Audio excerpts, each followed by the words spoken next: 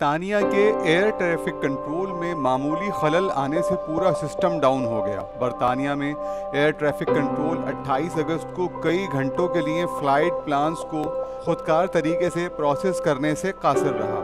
برطانیہ کے air traffic control کے سربراہ نے کہا، تکنیکی خرابی کی وجہ سے گزشتہ ہفتے پروازوں میں جو بڑے پیمانے پر خلل پڑا، یہ ایک ایسا واقعہ تھا جو سالوں میں شاید پہلی بار تھا۔ نیشنل ایئر ٹریفک سروسز کے چیف ایگزیکٹو مارٹن رولف نے کہا کہ ایک فلائٹ پلان کو صحیح طریقے سے پروسیس نہ کیے جانے کے باعث ATC کا ایک سسٹم فیل ہو گیا تھا۔ انہوں نے ایئر لائن کا نام لیے بغیر کہا کہ ایئر لائن کی طرف سے پیش کیے گئے پلان میں کوئی خرابی نہیں تھی۔ اس مسئلے کی وجہ سے ایئر ٹریفک کنٹرول 28 اگست کو کئی گھنٹوں کے لیے فلائٹ پلانز کو خودکار طریقے پر انجام دینے سے قاصر رہا۔ یہ دن ہوائی سفر کے لیے مصروف ترین دورانیہ تھا۔ سسٹم میں خرابی کے باعث فلائٹ پلانز کی اوسط تعداد 400 فی گھنٹہ سے کم ہو کر 60 تک رہ گئی تھی، جس کی وجہ سے برطانیہ کے ہوائی اڈوں پر آنے اور جانے والی پروازوں کو محدود کرنا پڑا۔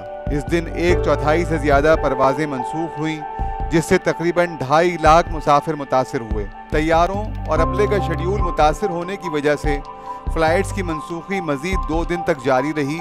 اس خرابی کی وجوہات کے بارے میں سوال پر رولف نے جواب دیا کہ ہم جانتے ہیں کہ اس جیسے واقعے کا امکان 1.5 کروڑ میں سے کم از کم ایک ہے، کیونکہ ہمارے اس سسٹم کے ذریعے 1.5 کروڑ فلائٹس پلانز کو کنٹرول کیا جاتا ہے، اور ہم بالکل یقین سے کہہ سکتے ہیں کہ ہم نے اس سے پہلے اس طرح کے حالات کا کبھی سامنا نہیں کیا۔ ایک بیک اپ سسٹم نے بھی کام کرنا چھوڑ دیا۔ نیشنل ایئر ٹریفک سروسز نے کہا کہ ایسے حالات دوبارہ ہونے کی صورت میں سسٹم کی فوری بحالی کے لیے ایک آپریٹنگ انسٹرکشن نافذ کی گئی ہے۔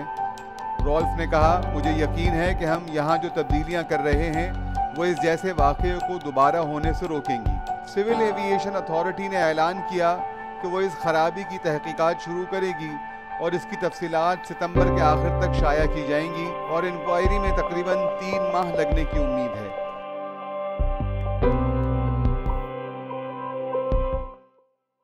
مزید خبروں اور اپڈیٹس کے لیے جڑے رہیے خبر والا کے ساتھ۔